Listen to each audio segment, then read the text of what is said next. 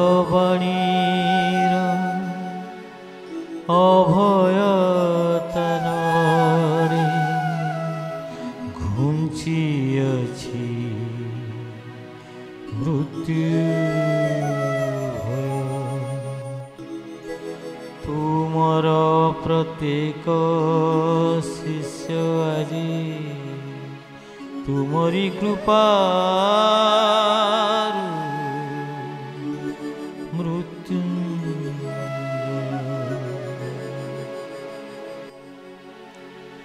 ଗୀତାର ବାଣୀ ଭଳି ତୁମର ଶକ୍ତିଶାଳୀ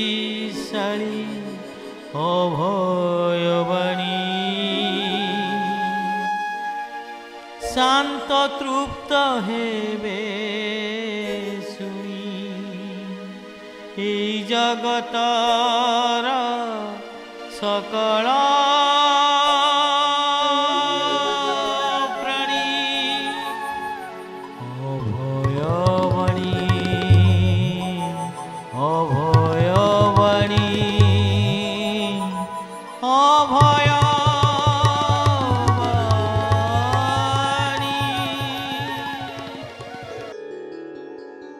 जय गुरु जय गुरु जय गुरु। श्री श्री ठाकुर महाराज पादपद्म भक्तिपूत प्रणति समस्त भाई और माँ मान को जय गुरु प्रणाम। आज डिसेम्बर मास 4 तारिख आज मत गुरुवार मार्गशीर मास आसिले गुरुवार समस्ते भावती आज मार्गशीर गुरुवार माँ लक्ष्मी कथा मन पड़े। आज डिसेम्बर मास जो आसी निगम प्रेमी बा श्री श्री ठाकुर आश्रित शिष्य भक्त मान मध्य अभूतपूर्व प्रेरणा जागी समस्ते यही सम्मेलन आसीगला ठाकुर जो आह्वान सार्वभौम भक्त सम्मेलन से सम्मेलन में योगदान करने वर्ष सारा तो उद्दीपना रही जेहेतु डिसेम्बर प्रारंभ में आम आसी पहुँची जाइए से आम मन भितर आहरी उत्कंठा जागी तेणु यही अवसर में आम ये जो कार्यक्रम कर चलु अभयवाणी अभयमूर्छना कार्यक्रम से आम भक्त मान से ठाकुर से कालजयी सार्वभौम भक्त सम्मेलन उद्देश्य ठाकुर इच्छा कौन तर वक्तव्य कौन से हिसाब से जो उद्बोधनी बाणी अच्छी से बाणी आम आज पाठ करा श्री ठाकुर कहते मोर अंतरंग शिष्यगण जानती जे मु बड़ दिन छुट्टी भिन्न भिन्न स्थान में भक्त सम्मेलन देखा चाहे पौष 11, 12, 13 दिन बंगलार अधिवेशन दिन स्थिर हुई सुतरां पौष 11 दिन तुम्हें पहुँचा दरकार सत कार्य परित्याग करी से योगदान कर मठर गौरव प्रतिष्ठा और जगतर मंगल हो दैवी दुरुपाक व्यतीत आशा करे मोर ये आदेश साग्रह पालित हो तेणु ठाकुर यही बाणी मध्यम किभली भाव में आमको प्रेरणा दौरान आम समस्त अनुभव कर तथापि से उद्देश्य किसी कहूँ जे ठाकुर ये जो सम्मेलनी क्षेत्र प्रस्तुत कर पूर्वाभास हूँ ठाकुर 1319 साल बैशाख मास अक्षय तृतीय शांति आश्रम बा आमर ये आसाम बंग सारस्वत मठ प्रतिष्ठा करते ठाकुर स्वहस्त ये मठरे 1322 साल ठाकुर ये जो सार्वभौम भक्त सम्मेलन प्रथम अधिवेशन उपस्थित आरंभ करते से सार्वभौम भक्त सम्मेलन 111तम अधिवेशन में पहुँचा जाऊँगी ठाकुर उद्देश्य थिला त्याग शांति प्रेम प्रीति मैत्र सेतुबंध गुरु शिष्य और गृहित्यागर मिलन क्षेत्र असांप्रदायिक भाव में धर्म प्रचार उत्स ये भक्त सम्मेलन श्री ठाकुर महाराज यह एक अभिनव सृष्टि सुतरां ये भक्त सम्मेलन आवाहक स्वयं श्री श्री ठाकुर आपण समस्त जानते जिते आमर धारा ठाकुर धारा जो जिला सम्मेलन विभाग सम्मेलन सब अच्छी विभिन्न संघ आश्रम बा भाई मान तरफ माँ मान तरफ निमंत्रण हुए किंतु ठाकुर ये जो सार्वभौम सम्मेलन ये सार्वभौम भक्त सम्मेलन ठाकुर निजे यार आवाहक यार प्रमाण ठाकुर प्रमाणित कर सम्मेलन डाकुची कहीं क्यों उद्देश्य ठाकुर ये सम्मेलन व्यवस्था करते पिता जेपरी विभिन्न स्थान में अवस्थान्तर ସନ୍ତାନମାନଙ୍କୁ ବିଶେଷ ପର୍ବ ଉପଲକ୍ଷେ ଏକତ୍ରିତ କରି ସନ୍ତାନମାନଙ୍କୁ ଆନନ୍ଦଦାନ ଓ ନିଜେ ଆନନ୍ଦ ଉପଭୋଗ କରୁଛନ୍ତି, ଶ୍ରୀ ଠାକୁର ମଧ୍ୟ ସେହିପରି ତାଙ୍କର ସମସ୍ତ ସନ୍ତାନମାନଙ୍କୁ ଏହି ଭକ୍ତ ସମ୍ମିଳନୀକୁ ଆହ୍ୱାନ କରି ସେମାନଙ୍କର ବ୍ୟଥା ବେଦନା ଦୂର କରନ୍ତି, ସେମାନଙ୍କର ହତାଶ ପ୍ରାଣରେ ପ୍ରେମବାରୀ ସିଞ୍ଚନ କରନ୍ତି। ତେଣୁ ଆମେ ପରିବାର ଭିତରେ ଯଦି ଆମ ଘରେ କୌଣସି ଉତ୍ସବ ହୁଏ, ସେତେବେଳେ ଆମ ପୁଅ ଝିଅ ଯେଉଁମାନେ ସବୁ ବାହାରେ ଥାଆନ୍ତି ସମସ୍ତେ ଯେମିତି ଘରକୁ ସମସ୍ତଙ୍କୁ ଡକାଯାଏ, ନିମନ୍ତ୍ରଣ କରାଯାଏ, ସମସ୍ତଙ୍କୁ ଆହ୍ୱାନ କରାଯାଏ ଯେ ତୁମମାନେ ଆସିକି ପହଞ୍ଚ। ସେହିପରି ଭାବରେ ଠାକୁର ଆମର ପିତା ହିସାବରେ ଆମମାନଙ୍କୁ ମଧ୍ୟ ଆହ୍ୱାନ ଦେଇଛନ୍ତି।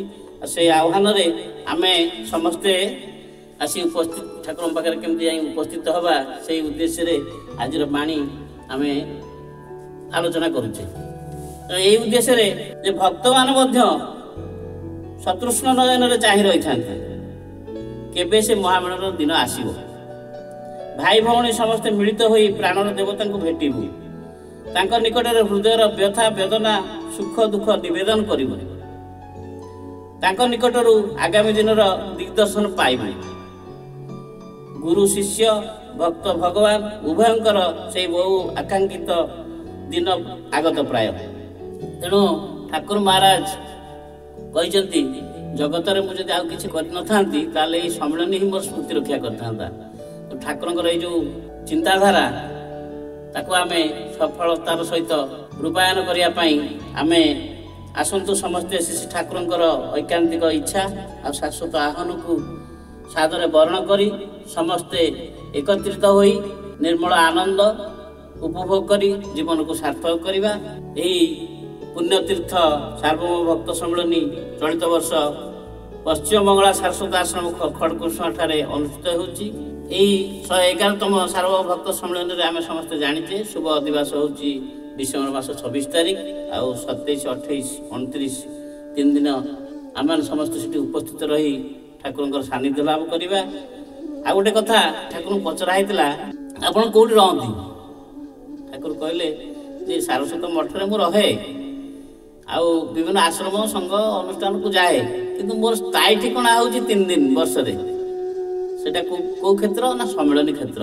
ମୋତେ ଯିଏ ଯେତେବେଳେ ଠାକୁର ଯୋଗୀ ଗୁରୁ ପୁସ୍ତକ ତାନ୍ତ୍ରିକ ଗୁରୁ ପୁସ୍ତକ ସବୁ ଲେଖିଥିଲେ, ସେତେବେଳେ ସାଧକମାନେ ବା ବିଭିନ୍ନ ବ୍ୟକ୍ତିବିଶେଷ ଯେଉଁମାନେ ସେ ଉପାଦେୟ ପୁସ୍ତକ ପାଇକରି ନିଜକୁ କୃତାର୍ଥ ମନେ କରିଥିଲେ, ସେମାନେ ଯେତେବେଳେ ଠାକୁରଙ୍କୁ ଭେଟ କରିବା ପାଇଁ ଚିଠି ମାଧ୍ୟମରେ ଠାକୁରଙ୍କୁ ଜଣାନ୍ତି, ଠାକୁର ସେମାନଙ୍କୁ କହନ୍ତି ଯେ ମୋତେ ଡିସେମ୍ବର ମାସ 27, 28, 29ରେ ନିଶ୍ଚୟ ପାଇବ ଗୋଟିଏ ଜାଗାରେ, ସେ ହେଉଛି ମୋର ସାର୍ବଭୌମ ଭକ୍ତ ସମ୍ମିଳନୀ। ସେଠି ମୁଁ ନିତ୍ୟ ବିଦ୍ୟମାନ ଥାଏ। ଆଉ ଏବେ ବି ମଧ୍ୟ ଭକ୍ତମାନେ ଅନୁଭବ କରିପାରୁଥିବେ, ଯେଉଁମାନଙ୍କର ସେତିକି ଠାକୁରଙ୍କ ସହିତ ସେତିକି ବାଟ ସେମାନେ ସାଧନ ପଥରେ ଯିବନି, ଠାକୁରଙ୍କ ପ୍ରତି ସେମାନଙ୍କର ଭାବ ସେତିକି ଆସିବନି, ସେମାନେ ମଧ୍ୟ ନିଶ୍ଚୟ ଅନୁଭବ କରିପାରୁଥିବେ ଠାକୁର ପ୍ରତି କ୍ଷେତ୍ରରେ ସେଇ ସମ୍ମିଳନୀ କ୍ଷେତ୍ରରେ ଏବେ ବି ଆଜି ବି ଉପସ୍ଥିତ ରହି ସମସ୍ତଙ୍କୁ ପରିଚାଳିତ କରୁଛନ୍ତି। ଆମେ ବି ଏହା ମଧ୍ୟ ମର୍ମେ ମର୍ମେ ଅନୁଭବ କରୁ। ଯେତେବେଳେ ଠାକୁରଙ୍କ ସେବା କିଛି କରିବାର ସୁଯୋଗ ମିଳେ ସାର୍ବଭୌମ ସମ୍ମିଳନୀରେ, ଏଇ ଅନୁଭବଟା ପ୍ରାୟ ଆସେ। ଠାକୁର ଏଠି ଅଛନ୍ତି ସେଠି ଅଛନ୍ତି, ସବୁଠି ପ୍ରତ୍ୟକ୍ଷ ଭାବରେ କରୁଛନ୍ତି। ତାଙ୍କୁ କେମିତି ନିଷ୍ଠାପର ଭାବରେ ଆମେ ସେ କାର୍ଯ୍ୟ କରିବା।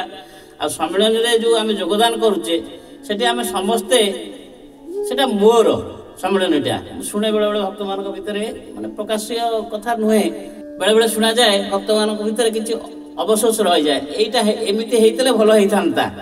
କିନ୍ତୁ ଆମେ ଯେହେତୁ ଆଗରୁ ଯାଇପାରୁନେ, ସେଥିରେ ସହଯୋଗ କରିପାରୁନେ, ଆମ ମନ ଭିତରେ ଆସିଲେ ବି ଆମେ ଅନ୍ୟକୁ ଯେଉଁମାନେ କର୍ମକର୍ତ୍ତା ଅଛନ୍ତି ବା ବହୁତ ଦିନ ଧରି ସେଠି ପଡ଼ି ରହି କାର୍ଯ୍ୟ କରୁଛନ୍ତି, ସେମାନଙ୍କୁ ଆଘାତ ଦେଲା ଭଳିଆ ବାକ୍ୟ ଆମେ ପ୍ରକାଶ କରିବା ନାହିଁ। ଏହା ଆମର କାର୍ଯ୍ୟ। ଆଉ ଆମେ ଯେତିକି ଯେଉଁ 3 ଦିନ ଉପସ୍ଥିତ ରହିବା, କେଉଁଠି ପତ୍ରଟେ ପଡ଼ିଛି, ଠୁଲାଟେ ପଡ଼ିଛି, କାଠ ଖଣ୍ଡେ ପଡ଼ିଛି କି କଣ୍ଟାଟେ ପଡ଼ିଛି, ଆମେ ମଧ୍ୟ ଯେତିକିଟା ସମ୍ଭବପର ସେବା ସେଠି କରି ଠାକୁରଙ୍କ କାର୍ଯ୍ୟକୁ ସୁଚାରୁ ରୂପେ ସୁନିୟନ୍ତ୍ରିତ କରିବା ଭଳିଆ କାର୍ଯ୍ୟରେ ଆମେ ସହଯୋଗ କରି ଚାଲିବା। ଆଉ ଠାକୁରଙ୍କ ପାଖରେ ପ୍ରାର୍ଥନା ଆସନ୍ତୁ ସମସ୍ତେ କରିବା, ଆଗାମୀ ଦିନରେ ଏଇ ଯେଉଁ ଭକ୍ତ ସମ୍ମିଳନୀ ଯେମିତି ତାଙ୍କର ଆଶୀର୍ବାଦ ତାଙ୍କର କୃପାରୁ ତାଙ୍କ ଉପସ୍ଥିତିରେ ଭଲ ଭାବରେ ଅନୁଷ୍ଠିତ ହେବ, ଆଉ ଯେମିତି ସର୍ବୋପରି ସର୍ବାଗ୍ରେ ତାଙ୍କର କୃପା ବର୍ଷଣ ହୋଇ ଆଗାମୀ ଦିନ ପାଇଁ ଆଧ୍ୟାତ୍ମିକ ଖୋରାକ ଭକ୍ତମାନଙ୍କ ଉପରେ ବର୍ଷଣ ହେବ।